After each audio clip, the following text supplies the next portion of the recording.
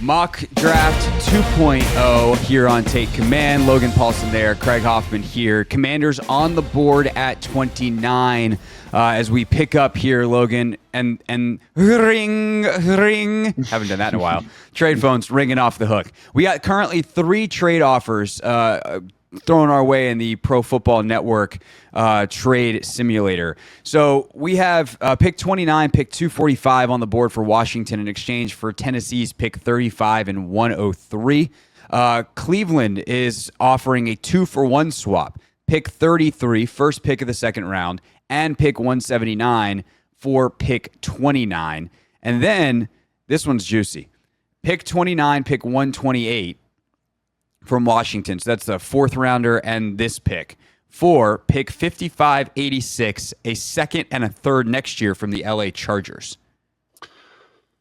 That is a very juicy proposition, but you are kind of getting pushed down pretty far there. And I think when you're trying to accrue draft capital, like this is obviously the most appetizing of the trades, at least it seems like to me. But you get back to a full complement of 7 picks next year, and you get back to this year you're just moving up from 128 to 86. Although you are now picking twice in the final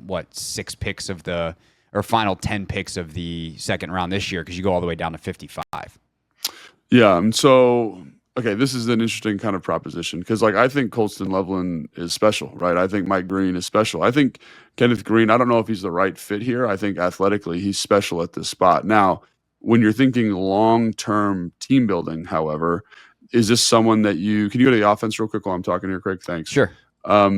Is the thing that I come back to is you got to think about building the team long-term, and getting all of that draft capital back for next year, I think is insanely valuable also. So even though you're picking at 55, which is very, very low, I don't know. It just seems like there's so much value there for the following season in terms of recouping draft assets.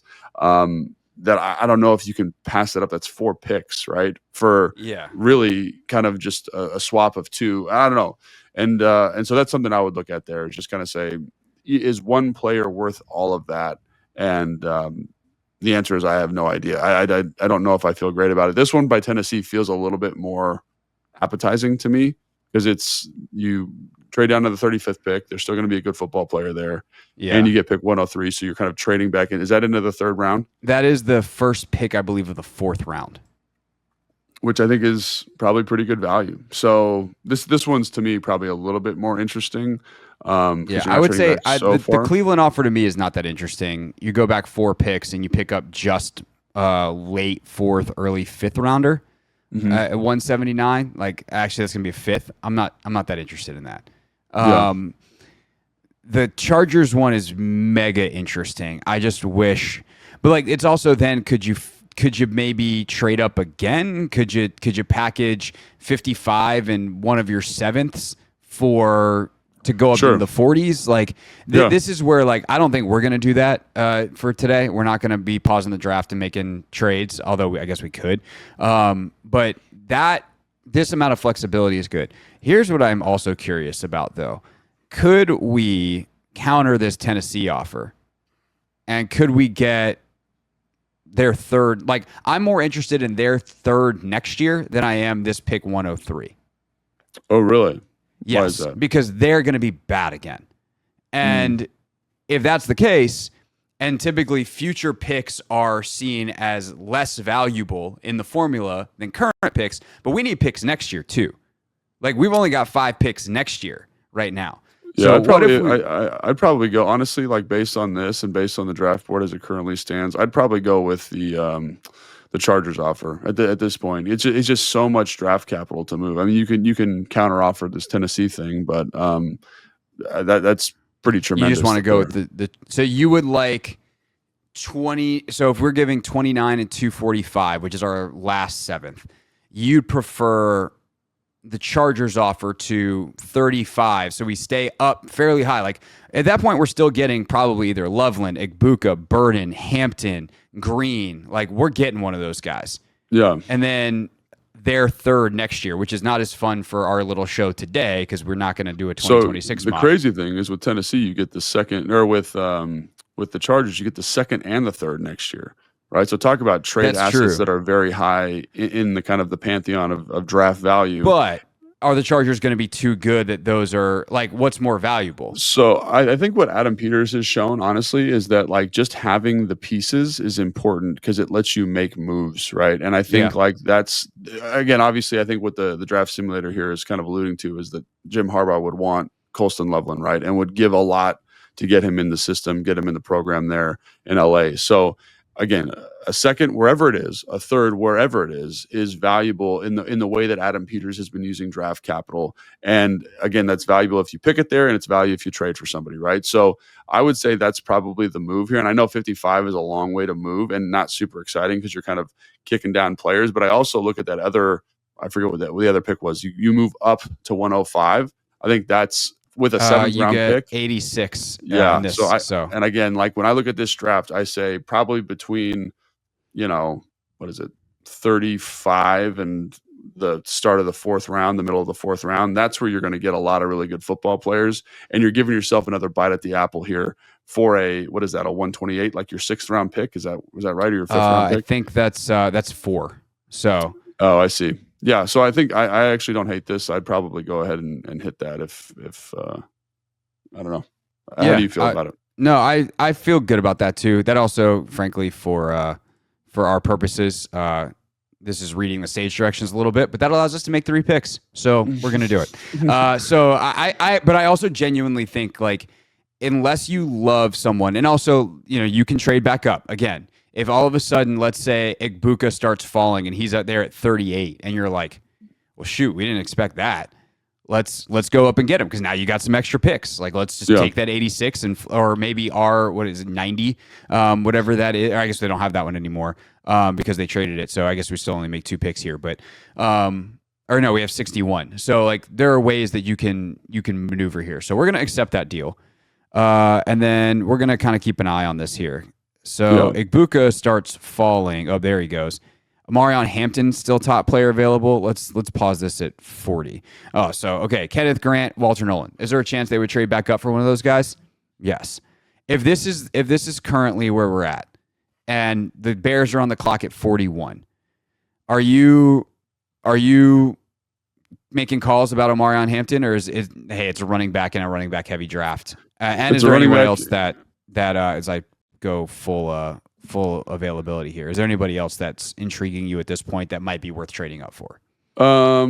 At the moment, no. I think at this point I would just let the draft come to me because again, I think there are good football players. Like Azareye'h Thomas is the 55th player on the board. Alec Alamanor from Stanford, the wide receiver, still on the board. He's going late 1 in some mocks. Yeah, and again, like it depends on how you have these guys rated, but like there are good football players here. Like Marcus Bowe is on this list, right? Darren Porter's on this list. Like Quentin Junkins is on this list. Like there's good football players here. So unless there's someone that I'm dying to get, like I said, I actually believe that, after kind of that 35 to whatever, the start of the fourth round, there's good football players. So I think when we're picking at 55 or when the Commanders are picking at 55 in this trade, you're going to feel really good about who's ever there. And I would probably just let it fall, like quite honestly, because again, like there are good football players that can help your team and get you better. So I'd probably just let it ride, I think, at this point.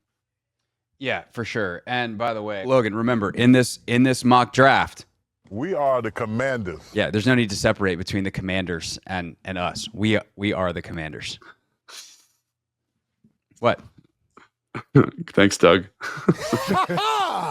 All right, continuing on. So I hit, where was the pause button? The resume draft. There we go. There goes Jaden Higgins, Travion Henderson. There goes Amarion Hampton to the Cowboys. Ugh. Your guy Schlesinger from UCLA comes off the board to the Colts.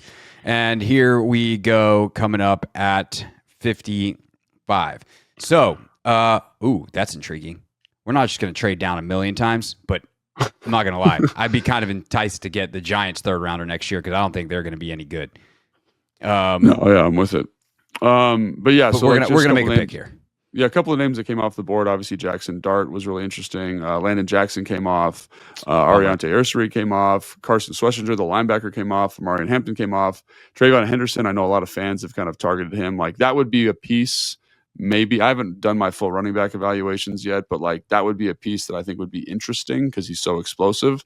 But again, we're here, we're picking, and I think there are some really good players like Jonah. I can't even say his last name. Jonah S. From Arizona, the guard. Savanaia. Is that what we're going to go with right now? Savanaia. No, I'm not going to say it again. And when Dane drops the beast and it's got the pronunciations, I will say it then. Yeah, like I think he is going to be an excellent guard. Like the way he moves, the way he uncoils from his hips, like he played tackle at Arizona. Like I think that would be an excellent upgrade on the offensive line. And you don't have to make that pick again because you brought Laramie in. You're going to move some people around the front. But when I look at him, his wide body, he's got good length. He's got 34-inch arms. He's 335 pounds, something like that, and he ran a 4.9. So Ooh. he's got some athletic juice I'm to sold. him. And so the fact that he's here, I would definitely kick the tires on that. Azarie Thomas, talk about a big physical man corner from Florida State who was very competitive at the Senior Bowl. Looked a little bit stiff in drill work at the combine, but man, is he a dog competitor. I think he had 65 or 68 tackles last year, and he tackles like a safety. Like he's a competitive son of a gun, right? Trey Amos, I don't like on film, I don't get the competitive vibe from him, but he moves well, tracks the football well, has some zone man flexibility. And then you look at Alec Alamanor from Stanford. Like if you wanted a perimeter wide receiver, an X that had some upside opposite Terry, like that's an excellent pick. Maxwell Harrison, the guy that ran the 4.28 at the combine, he is a fun football player to watch. He's a little undersized, but man, can he play some ball now? You know what I mean? Like, and for a defense that needs some speed, there's the fastest guy in the draft. Yeah, and I think he's got to develop as a man covered player, but when he's in zone, he's very competent. He understands how to bait and kind of encourage certain throws from the quarterback. He's a willing tackler, had a shoulder injury last year. So again, that slight frame, I don't know how much you want to bet on that. But like I said, like to me, there's Isaiah Bond here, the speedster from Texas. Like he's going to roll, man. On film, he absolutely flies off the tape. Quentin Junkins, man. Like, I actually think his film at points is better than Henderson's. And for whatever reason, they're not getting the same love. Like, they basically tested exactly the same. So, Darren Porter, like, Darius Alexander, like, I have almost a borderline first-round grade on Darius Alexander, right? So, wow. Jalen Noel is an absolute dog competitor receiver for my – so, like, my point is, like, we're okay. My point is we're taking the Giants trade. We're going back to 65. Yeah. Give us more. No, but – if I had to pick here, gosh, man, getting that guard here feels really good to me. Feels really good, but I also love the corner. And so if you, and it's I don't know, I'm going to turn to you. Yeah. And say, so like, what do you think? This is where it gets fun, right? Because you've traded back, you've got 55 and 61. And so in some level, you're saying, all right, we got two guys we like. Which one do we think is most available at 61? Well, the other thing that I would say based off of what you just talked about is if we're choosing between a guard and a corner, the guard's the guard. He's the only one that's here right now that, unless you like Embo from Purdue as well. I do like him, but I do but think if you think he's on a different tier, I think stylistically they're different players. Like Sanavaia has like a big kind of mauling presence to him, and Embo has some of maybe the best feet for any offensive lineman in the entire draft. So like it's just different, you know. And I think he probably, I don't know. Some people have him playing center. To me, I worry about his size. Like there's a little bit of a concern there because he's like 299 pounds. He's a little bit like thinner for an offensive lineman, but man, his footwork is tremendous. So I don't know, maybe, and just can we go to edge real quick? Because there's Prince Yellen is right here too. He's got some pass rush juice also, but if there's anybody else that maybe what I was going to say is if we just say that like it's Jonah or bust at the guard position and there's three corners we like, I'm taking the guard, and then we'll take whichever corner is top of our list at 61 and 5 picks from now. At edge, this is what you got. Yeah, and I honestly think like if he's on the board here at 55, I'd probably take the guard. I know that's not the sexiest pick, but I think about the athletic floor that you get to there. You got, Brandon Coleman moving to one of those spots, and all of a sudden you got this young kind of developmental guy who played well at Arizona. You know what I mean? He played well at Arizona, and it is a position switch, but man, I look at that and he kind of fits the mold. He's got great length for his size. And they look at Brandon Coleman, what they did last year. And so I don't know because of the trade if you want to waste that resource or expend that resource on a guard. But it seems like it would be a really just put that offensive line in a tremendous position to be dominant for the next 4 or 5 years, especially while Jaden's on his rookie deal. Yeah, I just feel like I do struggle with that a little bit in terms of spending on a guard with where they're at right now. Like, I don't think a guard, like, is a guard something I would like to pick up in this draft for sure. And it sounds like Coleman's going to play right tackle, so it is still a bit of a mystery of exactly what they're going to do at guard. They've obviously brought in a couple of options here, but if you think, like, if you believe in him, if Bobby Johnson's on the standing on the table and is like, give me this guy, like he's perfect for us, and Cliff is like, he's perfect for us, I have no problem with it, especially considering I feel good about getting one of Thomas,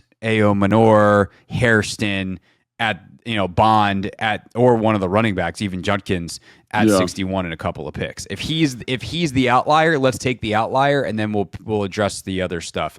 However, I will say, I probably at that point I'm like, okay, I hope it's not Ao Manor, because we need some defensive players. Yeah, no, I think there will be a defensive player. I think because Azaria Thomas and Maxwell Harrison and Princely Umanyalan are all on the board here, and then even TJ Sanders, Darius Alexander would be great. Again, I don't know how much defensive tackle help you need, but I feel good about the board at the moment. I think I'd probably, again, this is just my opinion, but Jonah to me feels like the guy that has the best athletic upside value here and is going to be a safe pick. And that's kind of the way I look at it. All right, hit and draft. There we go. We got our guy. We got our tackle, our guard. And there goes Thomas. There goes Hairston. Oh, that hurts. Dagger. That hurts. Okay, we got a couple of trade offers at 61. We can go back to 122 and pick up Denver second next year. I'm not that interested in that. Giants still want to play ball. This I would do probably. 61, dropping down to 65 for 105. And we give up pick 205. So it's a 2 for 2. But I would probably do that. Yeah, I think you're okay. Okay, let's answer the trade phone on the Giants. They really want to get up and get somebody. Oh, they want Jalen Milroe. That's why. All right. And then so now we're on the board again at 65. Again, we could do the trade of Palooza all day. Go down 2 spots, pick up Seattle's 4th next year. Go down 4 spots, pick up New England's 4th. But we're not going to play those games. We're just going to take a player here. I think now you're looking at, okay, who's available on defense, which is hard because Ao Manor is probably the best player on the board. He's a guy that, again, is getting mocked in the 4th or in the 1st, and now we're getting him at the top of the 3rd potentially.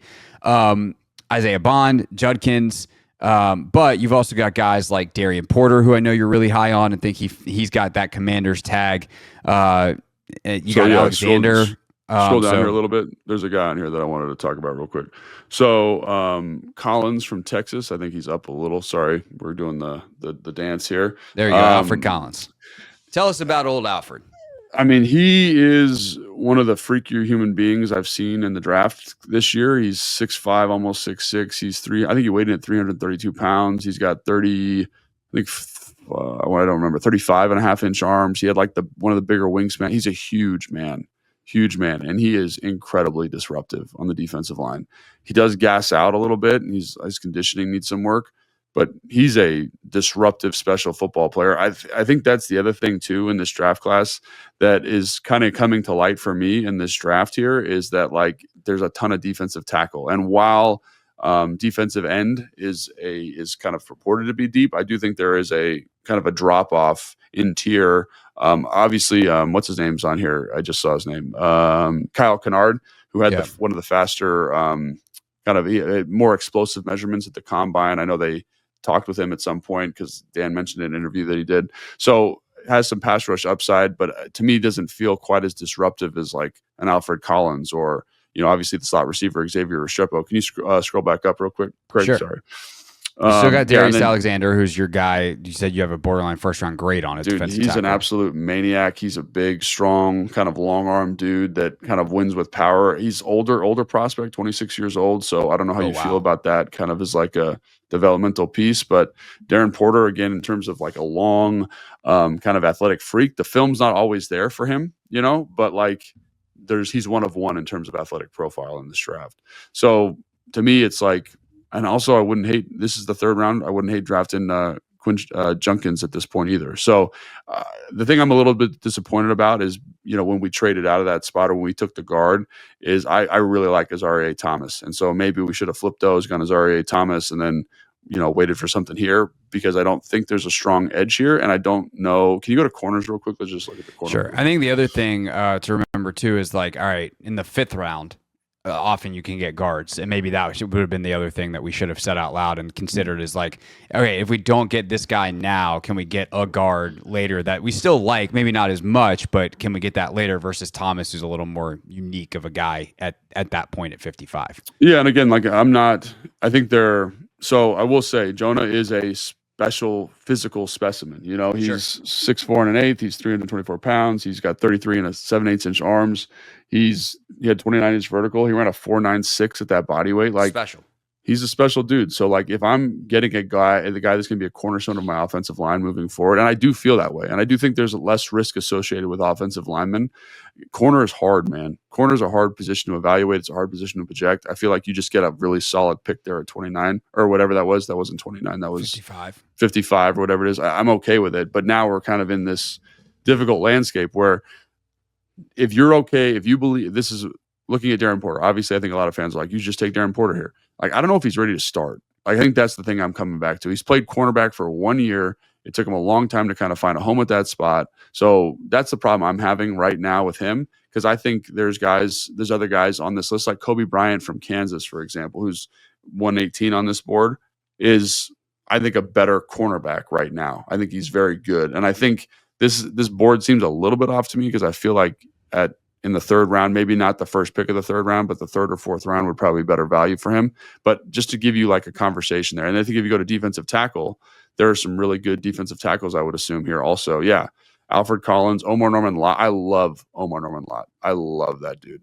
Darius Alexander is a beast. Alfred Collins is a beast. Like, there's 3 absolute units here at defensive tackle. So I'd be comfortable with any one of those 3 guys. I'd be a little on the fence about Darren Porter, partially because I think he's just more developmental than people want to acknowledge. And then the receiver, right? Isn't the receiver? Ayo Manore's still available.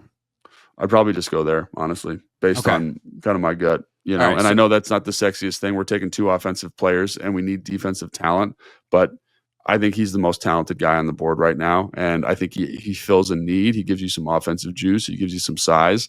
And I think about the 3-headed monster now you've kind of built for Jaden Daniels. And this is something I'd say if I'm kind of pitching this to the fan base, I'd say the offense is going to win you games and the defense just has to keep you in them. And right now, with a guard that's going to keep Jaden Daniels upright, that's going to allow us to physically run the football, and a receiver that has true X traits that, again, I like Noah Brown. I think he's a good football player. This guy, to me, has maybe more physical upside, and he's younger. I don't think this is a bad move here. So we're going to just be dominant on offense, and we're going to make sure Jaden Daniels has as many toys and weapons to make sure that his year 2 is going to be successful, playing some more difficult opponents this year. So we're going to put our heads together, take our final break, come back, make the pick, and then we'll get that last pick in as well that we acquired via trade here on Take Command.